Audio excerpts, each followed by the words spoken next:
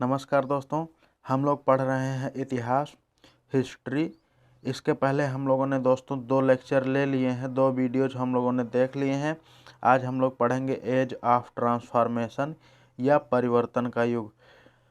तो आगे बढ़ने से पहले हम लोग दोस्तों एक जानकारी जान लेते हैं कि ये किसके किसके लिए है। दोस्तों जैसा कि मैंने बताया है कि ये आप सभी के लिए है, रेलवेज के लिए है। CGL, MTS, CHSL, GD, इन सभी परीक्षाओं के लिए दोस्तों ये जो है सीरीज बहुत ही महत्वपूर्ण होने वाली है। अगर दोस्तों आप लोगों ने इसके पहले जो है हिस्ट्री पढ़ा है तो भी ये आप लोगों के लिए बहुत महत्वपूर्ण होने वाला है। आप लोगों को जो है इसमें नई जानकारियाँ मिलेंगी। ठीक है दोस्तों, तो आगे बढ़ते हैं और देखते हैं कि हम लोगों ने जो है क्या क्या पढ़ लिया है। आप लोगों को बहुत अच्छी जानकारी मिलेगी। एज वाइज जो है, ईयर वाइज, सन वाइज जो है सब आप लोगों को बहुत अच्छे तरीके से PPT के द्वारा जो है समझाया जाएगा। दोस्तों हम लोगों ने पिछले वीडियोज में जो है ये सब जान लिया था, एक बार फिर से जान लेते हैं थोड़ा सा। हम लोग जानते हैं कि हम लोगों के देश का इतिहास जो है 2350 BC से 2021 जो है इस समय चल रहा है, AD तक का है।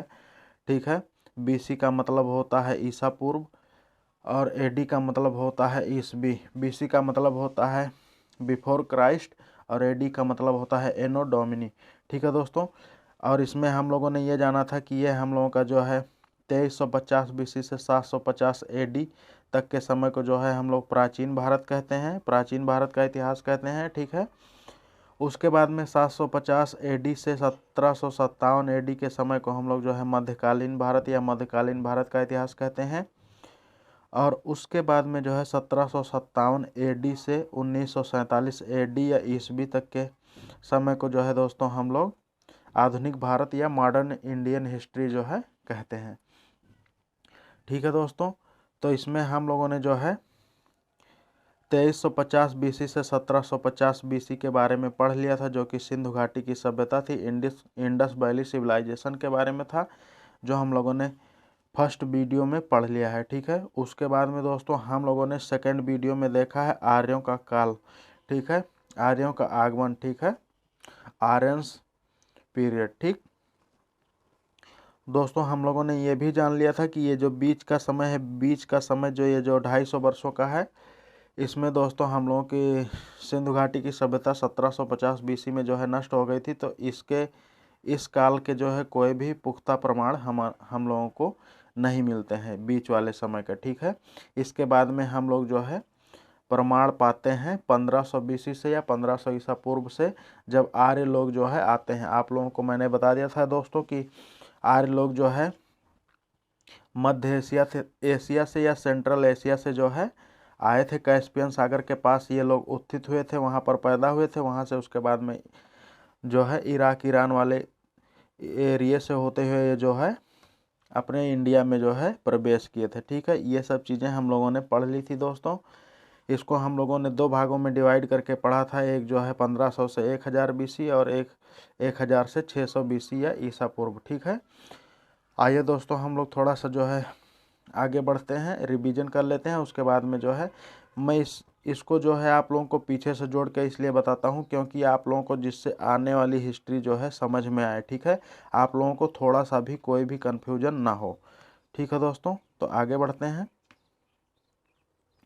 दोस्तों हम लोगों ने पिछले वीडियो में जो है जस्ट इसके पीछे वाले वीडियो में हम लोगों ने पढ़ा था आर्यों का आगमन। ठीक है, या वैदिक काल, जिसको हम लोग वैदिक काल कहते हैं, जो है 1500 BC से 600 BC। जैसा कि मैंने बताया कि इसको 2 भागों में हम लोगों ने डिवाइड करके पढ़ा था। पहला भाग था 1500 BC से 1000 BC, जिसके बारे में हम लोगों ने पढ़ा था दोस्तों।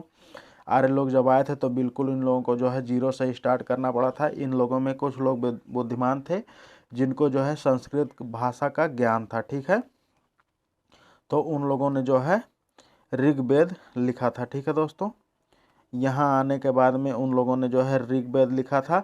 इसलिए इस 1500 BC से 1000 BC के समय को जो है हम लोग ऋग्वैदिक काल भी कहते हैं। ठीक है दोस्तों, इसको हम लोग जो है थोड़ा शार्ट में पढ़ रहे हैं क्योंकि हम लोग पिछले वीडियो में इसको जान चुके हैं।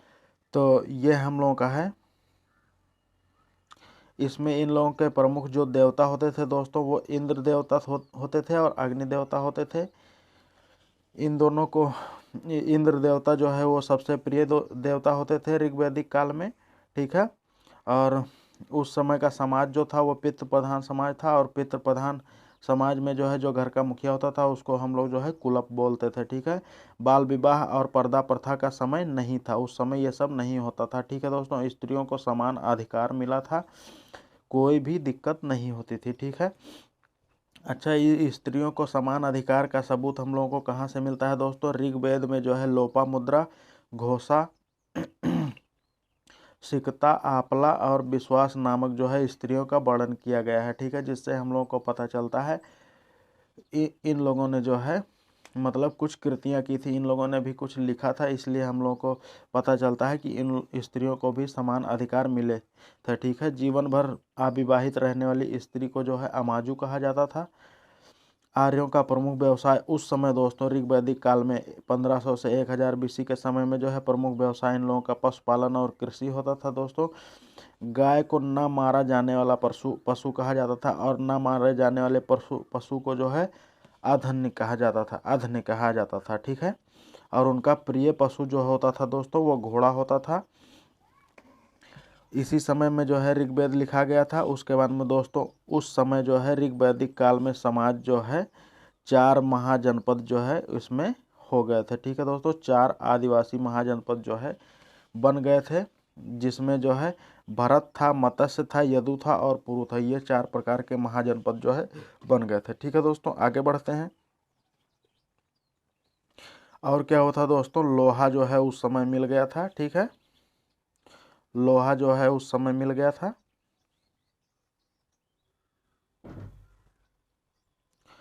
और सिक्के, 2 प्रकार के सिक्के जो है, 2 नाम से सिक्के जो है वहाँ पर उस समय ऋग्वैदिक काल में चलने लगे थे। एक का नाम था निष्क और दूसरे का नाम था सतनाम।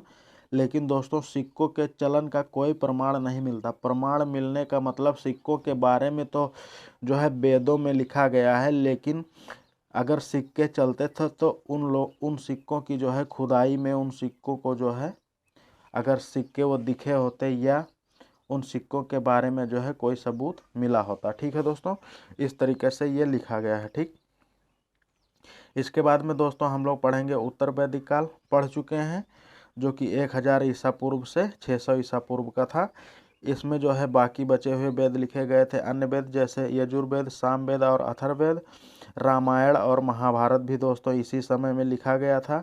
महाभारत का पुराना नाम क्या था? जय संहिता था। ठीक है, अब दोस्तों समय धीरे धीरे बदलने लगा था।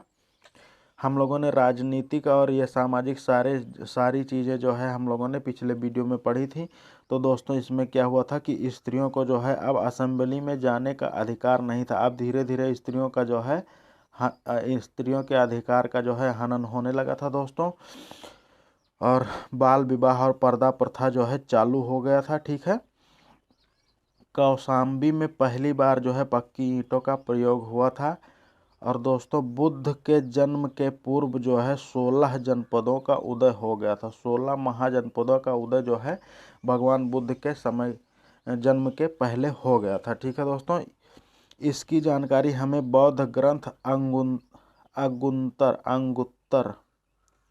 अंगुत्तर से जो है अंगुत्तर निकाय से मिलती है। ठीक है दोस्तों, मतलब कि 16 जनपद जो है भगवान बुद्ध के जन्म के पहले बनाए जा चुके थे। इसका हम लोगों को सबूत जो है कहाँ से मिलता है? बौद्ध ग्रंथ अंगुत्तर से मिलता है। ठीक है दोस्तों, अब दोस्तों जो है उत्तर वैदिक काल में जो है सिक्के निष्क, सतनाम और कृष्णल नाम के जो है सिक्के आ गए थे। मतलब कृष्णल एक जो है अन्य सिक्का आ गया था जो कि चांदी का था, बाकी ये दोनों सिक्के जो है सोने के थे। ठीक है दोस्तों, हम लोग जो है आगे 16 महाजनपदों के बारे में देख लेते हैं थोड़ा सा। ठीक है, बाकी ये सब हम लोग पिछले वीडियो में पढ़ चुके हैं। आइए देखते हैं दोस्तों, ये थे वो 16 जनपद जो कि आप लोग यहाँ देख रहे हैं। ये उनकी राजधानियाँ हैं, इसको आप लोग यहाँ से जो है पढ़ सकते हैं। ठीक है, राज्यों के सामने उनकी राजधानियाँ लिखी गई हैं। ठीक है दोस्तों, तो यहाँ से आप लोग पढ़ लेंगे। अब हम लोग आगे बढ़ते हैं। ठीक है, इसके बाद हम लोग दोस्तों आगे बढ़ते हैं। और दोस्तों हुआ क्या था कि जब ये उत्तर वैदिक काल जो है शुरू हो गया था, मतलब कि जब 1000 से 600 ईसा पूर्व का समय था दोस्तों, तो उस समय जो है पहले तो ये सब सभ्यता होती थी। सभ्यता आर्यंस जो है एक सभ्यता थी। जैसे पहले सबसे पहले शुरुआत में जो सिंधु घाटी की एक सभ्यता थी, तो सिंधु जो है, सिंधु के नाम पर उन लोगों को हिंदू बोला जाने लगा था। तो हिंदू जो है एक सभ्यता होती थी, पहले एक कल्चर होता था। ठीक है, ये कोई जाति नहीं थी। बाद में कुछ बुद्धिमान लोगों ने इसको जो है जाति बना दिया।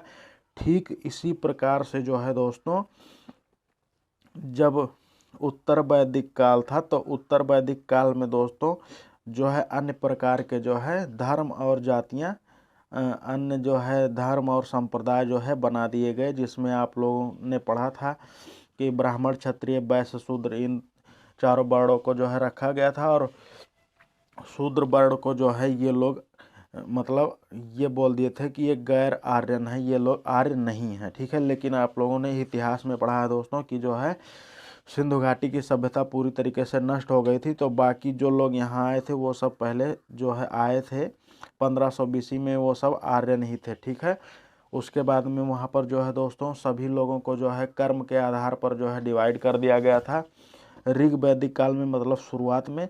लेकिन बाद में इन लोगों ने जो है उनके बच्चों को, मतलब जो व्यक्ति जो कर्म करता था, पहले तो कर्म के आधार पर उसका जो है वर्ग या जाति बनाया गया था, लेकिन बाद में उसके बच्चे को, मतलब उसके वंशज को जो है ये लोग उसी जाति से पुकारने लगे थे, चाहे वो वह कर्म करता हो या ना करता हो। ठीक है दोस्तों, इसके बाद में जो है कुछ संप्रदाय और बन गए थे, जिसमें जो है पुरोहित भी थे। तो पुरोहित लोगों का काम क्या था?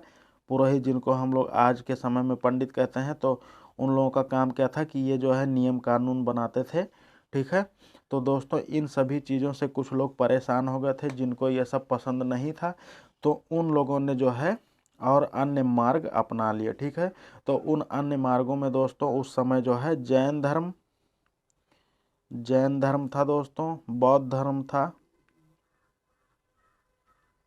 और दोस्तों एक और था चालुक्य।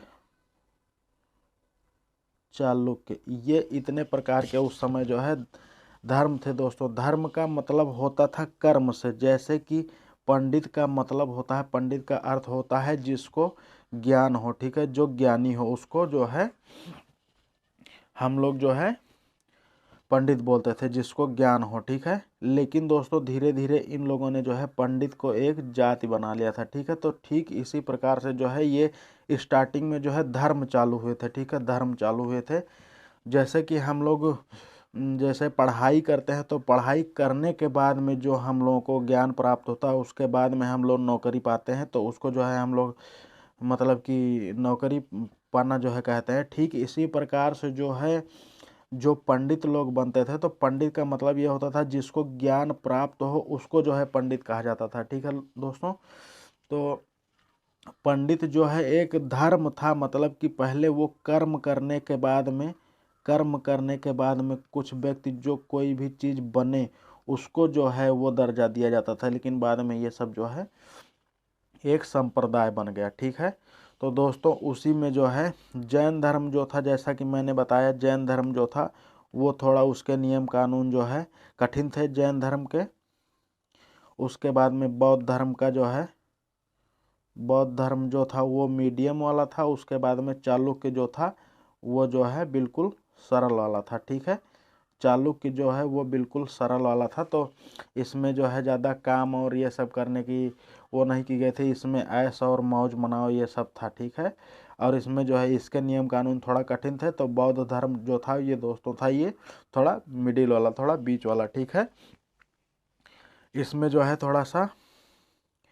मतलब कुछ जो है नियम कानून, कुछ धर्म थे जो सभी लोगों को ज़्यादा पसंद आ रहे थे। ठीक है दोस्तों, तो वो जो है हम लोगों का पुरानी संस्कृति हम लोगों की जो वो चल रही थी, मतलब कि वैदिक एज जो है वो सब उस समय था। लेकिन वो सब जो है धर्म जाति जो बने थे वो सब आगे बढ़ते गए, लेकिन ये जो अलग रास्ते दोस्तों जो निकले, इनके बारे में हम लोग पढ़ेंगे। तो ये सब कब हुआ दोस्तों? 600 ईसा पूर्व में हुआ, 600 ईसा पूर्व के आसपास हुआ। ठीक है, वो सब उधर वैदिक काल उधर चलता गया। तो दोस्तों जो है हम लोग बौद्ध धर्म के बारे में पढ़ेंगे। ये तीनों धर्म जो है एक साथ में ही लगभग जो है आए थे। ठीक है, तो बौद्ध धर्म के बारे में हम लोग इसमें पढ़ेंगे। ठीक है दोस्तों, तो इसी समय को जो है हम लोग कहते हैं एज ऑफ ट्रांसफॉर्मेशन। ठीक है दोस्तों, परिवर्तन का युग। ठीक है, इसी को हम लोग जो है कहते हैं परिवर्तन का युग या एज ऑफ ट्रांसफॉर्मेशन। ठीक है, क्योंकि यहाँ से जो है समाज में एक बदलाव आ गया था। ठीक है, तो आइए हम लोग पढ़ते हैं। ठीक है दोस्तों, बौद्ध धर्म के बारे में पढ़ेंगे हम लोग, भगवान बुद्ध के बारे में, जिनको जो है भगवान माना जाता था। पहले ये भी एक व्यक्ति ही थे, लेकिन व्यक्ति जो है अपने कर्मों से है जो है अच्छा और बुरा बनता है। ठीक है, तो दोस्तों भगवान बुद्ध को जो है ज्ञान प्राप्त हो गया था। अभी आगे हम लोग इनके बारे में पढ़ेंगे, इसीलिए इन लोगों को जो है इनको जो है भगवान के तरीके से जो है माना जाता था। ठीक है, आगे बढ़ते हैं हम लोग। दोस्तों भगवान बुद्ध का जन्म जो है 563 ईसा पूर्व में जो है लुम्बिनी में हुआ था। लुम्बिनी जो है कपिलवस्तु, ये दोस्तों इस समय कहाँ है? नेपाल में है। ठीक है, ये इस समय जो है नेपाल में है लुम्बिनी। ठीक है, कपिलवस्तु। और इनकी मृत्यु जो है दोस्तों वो हुई थी 483 ईसा पूर्व में या बीसी में कुशीनगर में। कुशीनगर जो है इस समय देवरिया गोरखपुर के आसपास में है। ठीक है दोस्तों, इनके बचपन का नाम सिद्धार्थ था, पिता का नाम शुद्धोधन था और माता का नाम जो है महामाया था। दोस्तों इनके जन्म के ठीक बाद में जो है इनके जन्म के ठीक जो है 7 दिन बाद जो है इनकी माता का जो है देहांत हो गया था। इनकी माता जी की मृत्यु हो गई थी जो महामाया थी। उसके बाद में दोस्तों इनका पालन पोषण इनकी मौसी जो थी, मतलब इनकी सौतेली माँ भी कहा जा सकता है, इन्होंने जो है इनका पालन पोषण किया था। प्रजापति गौतमी इनका नाम था। ठीक है दोस्तों, इनकी पत्नी का नाम जो है यशोधरा था और इनके पुत्र का नाम जो है राहुल था। ठीक है, ये सब इनसे शादी हुई थी और ये जो है इनके पुत्र का नाम था। ठीक है दोस्तों, इनकी कहानी आप लोगों ने पढ़ी होगी। ठीक है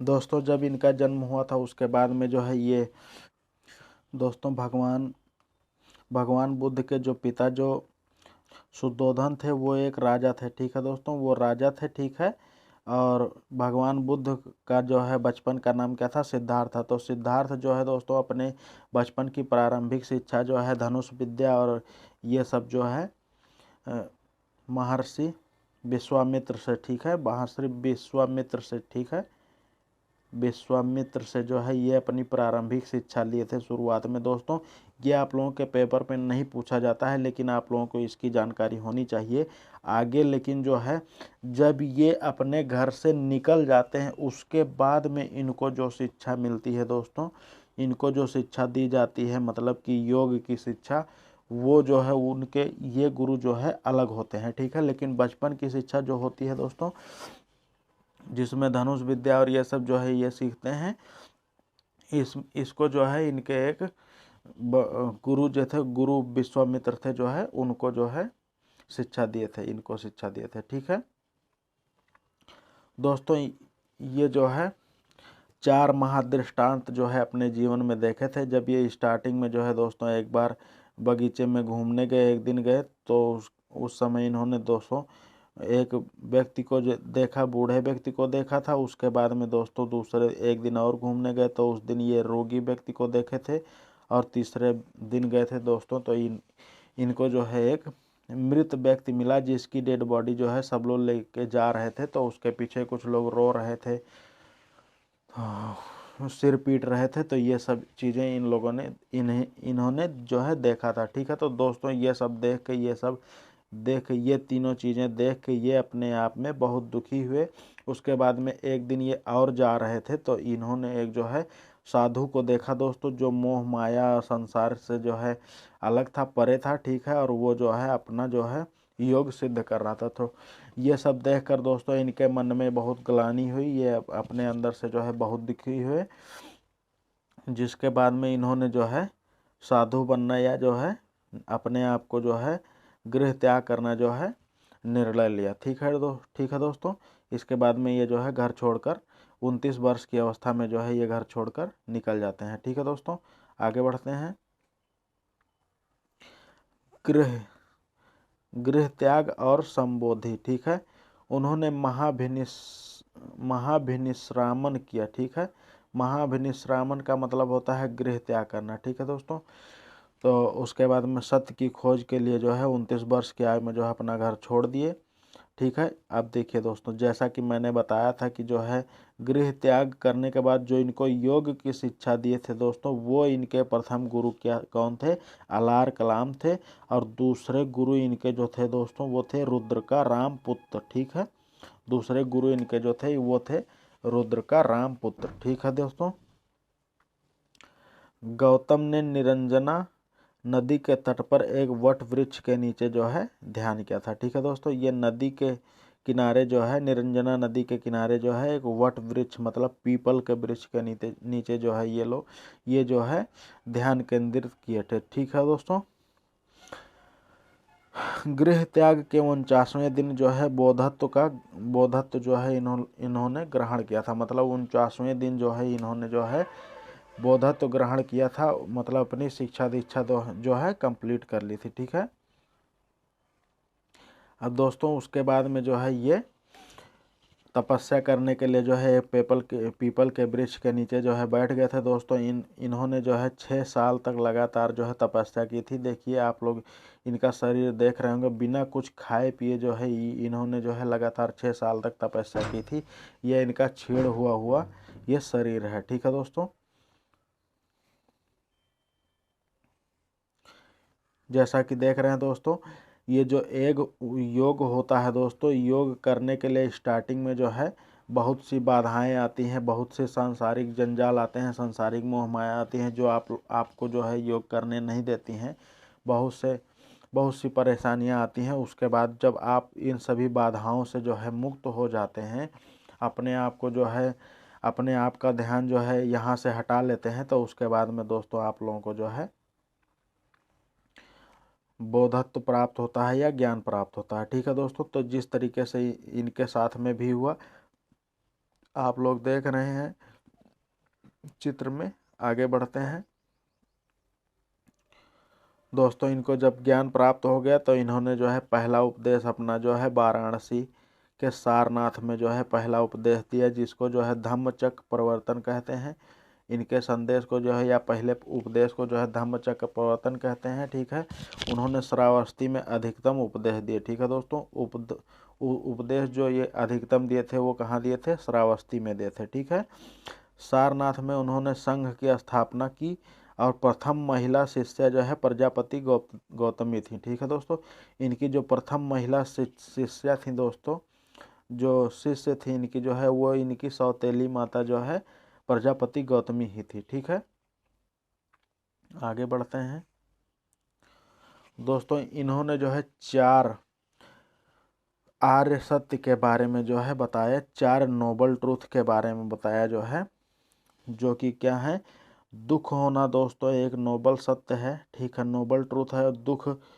दुख का कारण भी होना एक सत्य है। ठीक है दोस्तों। अगर दुख होता है तो उसका कोई कारण होता है और कारण का कोई उपाय होता है, और उपाय के इन्होंने जो है दोस्तों 8 रास्ते बताए। ठीक है, 8 रास्ते जो है इन्होंने बताए। ठीक है, दुख को दूर करने के 8 उपाय जो है इन्होंने बताए दोस्तों। उसको हम लोग जो है आगे पढ़ेंगे, जिसको जो है इनके उपाय को दोस्तों जो है अष्टांगिक मार्ग कहा जाता है। इसमें जो है पहला मार्ग क्या है? सम्यक दृष्टि, मतलब कि 4 आर्य सत्य में विश्वास करना। पहले तो इसमें जो है आप विश्वास करिए कि ये 4 आर्य सत्य हैं। ठीक है। उसके बाद में सम्यक संकल्प। सम्यक संकल्प का मतलब दोस्तों मानसिक और नैतिक विकास की प्रतिज्ञा करिए। उसके बाद में जो है आप जो है इससे दूर जाने की जो है प्रतिज्ञा करेंगे, मतलब दुख को या कष्ट को जो है दूर करने की जो है प्रतिज्ञा करेंगे। ठीक है। हानिकारक, सम्यक वाक का मतलब होता है हानिकारक बातें और झूठ ना बोलना। इसके बाद में जो है आप हानिकारक बातें और झूठ ना बोलने का निश्चय करेंगे।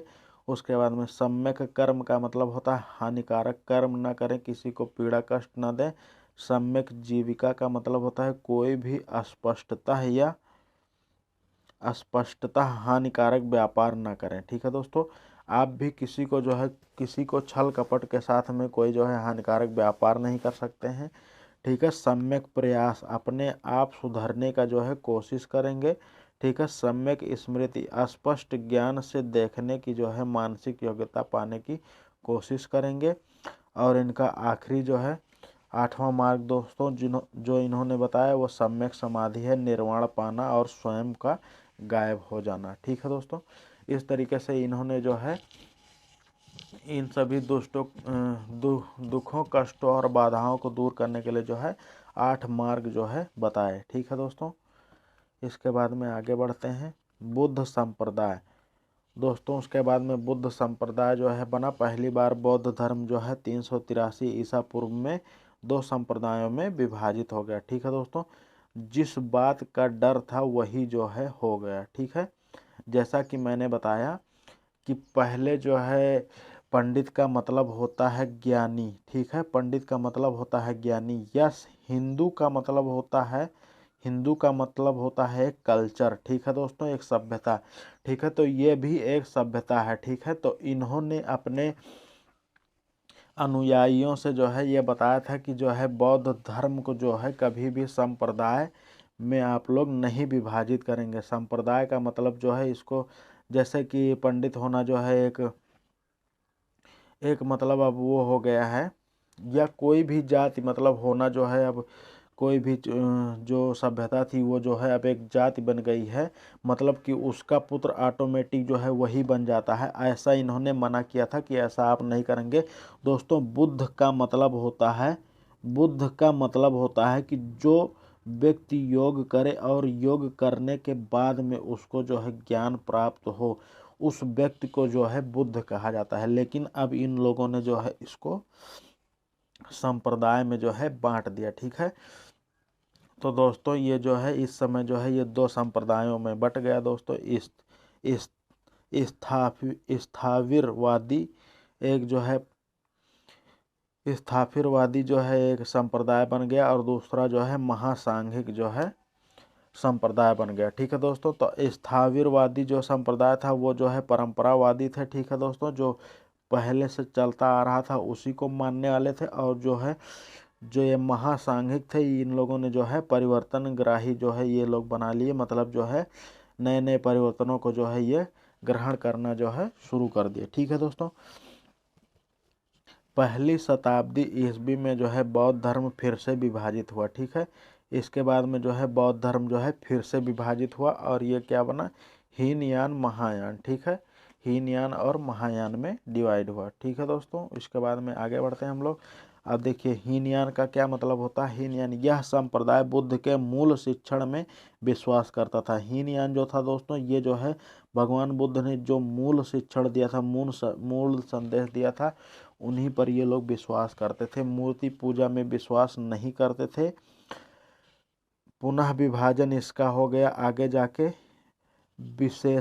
वैशेषिक और स्वतांत्रिक। ठीक है, हीनयान भी आगे चलकर जो है दोस्तों डिवाइड हो गया। ठीक है, और दोस्तों जो दूसरा था महायान दोस्तों, तो महायान जो है यह संप्रदाय बुद्ध के स्वर्गभास में विश्वास करता था। ठीक है, स्वर्गाभास में विश्वास करता था, मूर्ति पूजा में विश्वास करता था। पुनः विभाजन इसका भी हुआ दोस्तों। यह चित्त मात्र और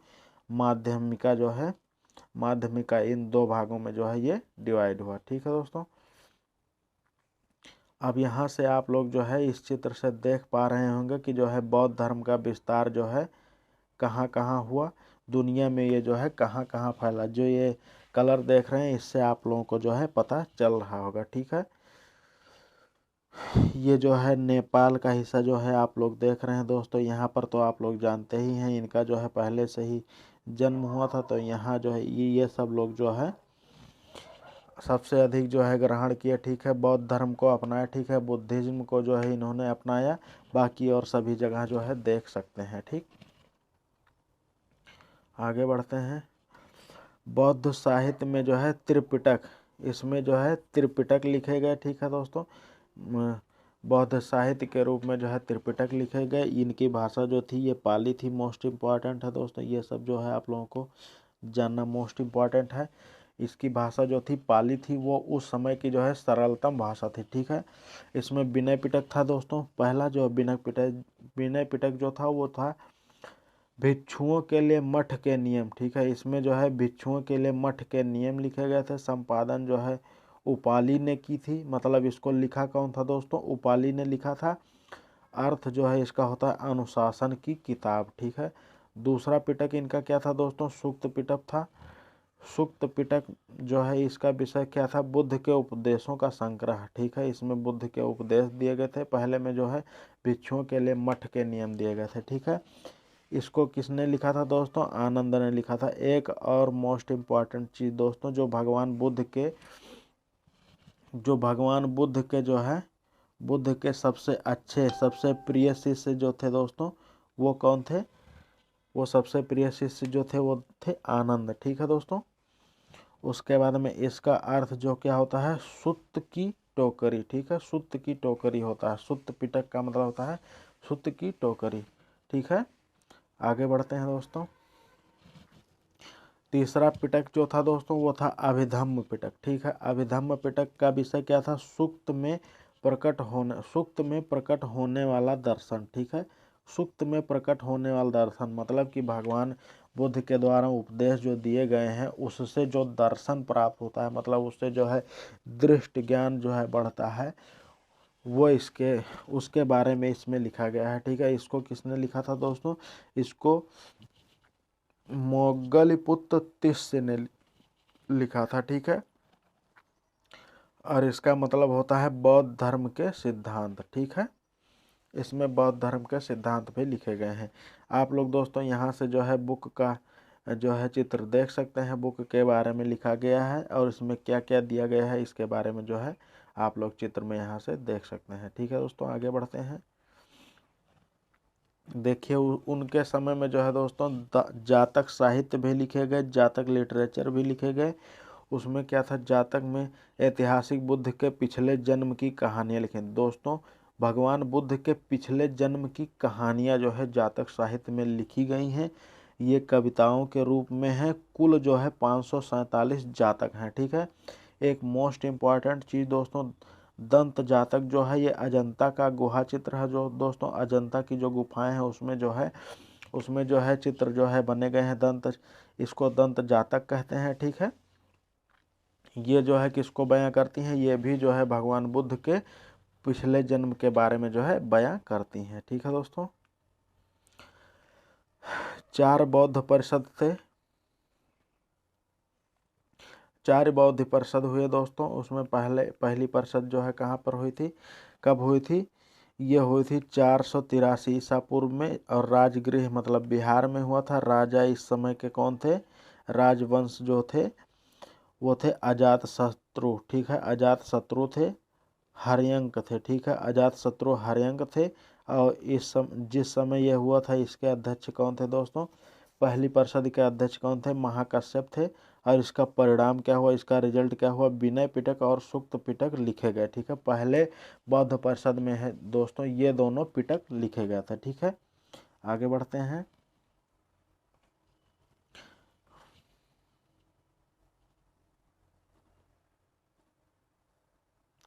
दोस्तों। दूसरा परिषद जो हुआ था दोस्तों ये कब हुआ था, ये जो है 383 ईसा पूर्व में हुआ था। स्थान वैशाली में हुआ था, बिहार में है। ठीक है, और उस समय के राजा कौन थे, कालाशोका थे। ठीक है, कालाशोका थे जिसका नाम जो है शिशुनाग भी था। ठीक है, इस समय सभापति कौन थे, सब्बा कामी थे। ठीक है, सब्बा कामी थे।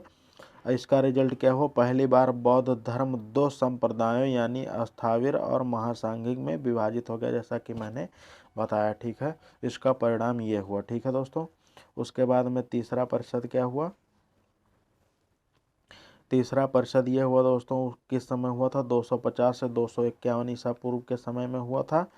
और ये कहाँ हुआ था, पाटिलपुत्र बिहार में हुआ था। ठीक है, इस समय के राजा कौन थे, अशोक थे। ठीक है, मौर्य वंश के जो है ये अशोक थे। ठीक है, अशोक मौर्य थे। और इस समय जो है उस परिषद के अध्यक्ष कौन थे, मोगल्लिपुत्र तिस्य थे। ठीक है, और इसका परिणाम क्या हुआ, आखिरी में जो है एक जो है ये पिटक लिखा गया जो था अभिधम्म पिटक। ठीक है, अभिधम्म पिटक लिखा गया उस समय। ठीक है, इसके बाद आगे बढ़ते हैं दोस्तों।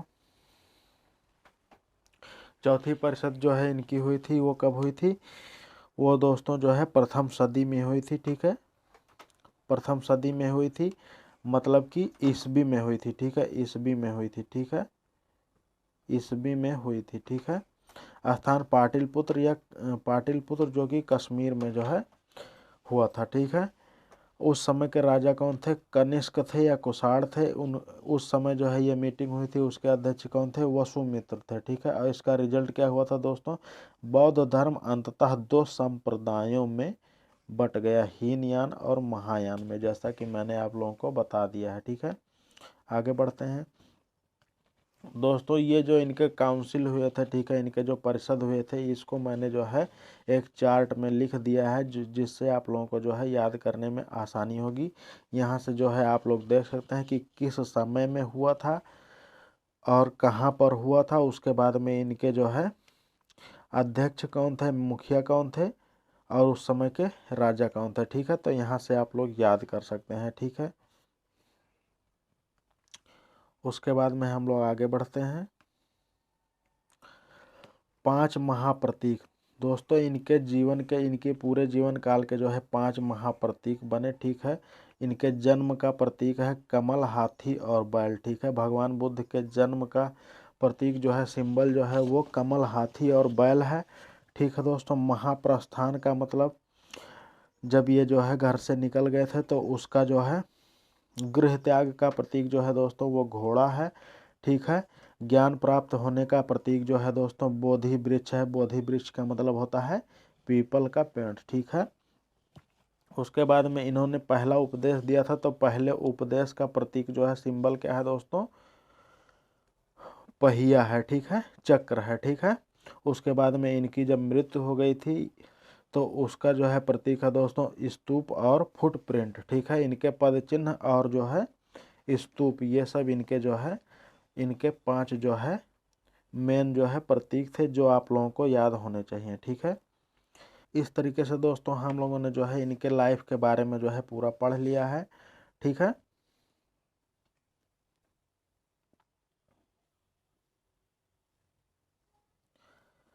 तो उम्मीद है आप लोगों को ये सब चीज़ें समझ में आ गई होंगी। जैसा कि मैंने बताया था कि ये सब चीज़ें जो थी, ये सब जो है लोगों ने जो है रास्ता जो है, अलग रास्ता जो है अपना लिया था। ये सब किससे परेशान होकर अपनाए थे, जो हम लोगों के पिछले समय में जो है आर्यंस के जो है नियम कानून चल रहे थे, उस सभी से जो है ये सब परेशान होकर जो है अलग रास्ते अपना लिए थे।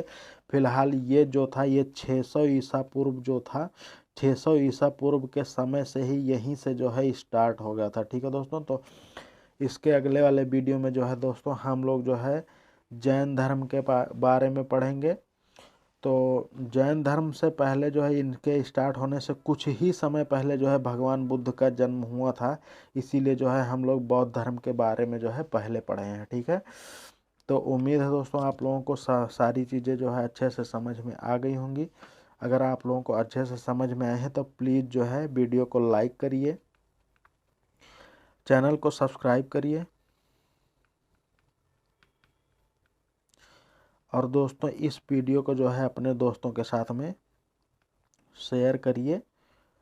दोस्तों ये वीडियोज़ बनाने में जो है बहुत मेहनत लगती है, तो आप लोगों को जो है इसका इम्पोर्टेंस समझना चाहिए। ठीक है, एक लाइक करने से या चैनल को सब्सक्राइब करने से आपका कुछ नहीं जाता है, आपको और नॉलेज ही मिलता है। ठीक है दोस्तों, तो मिलेंगे अगले वीडियो में, तब तक के लिए धन्यवाद, जय हिंद।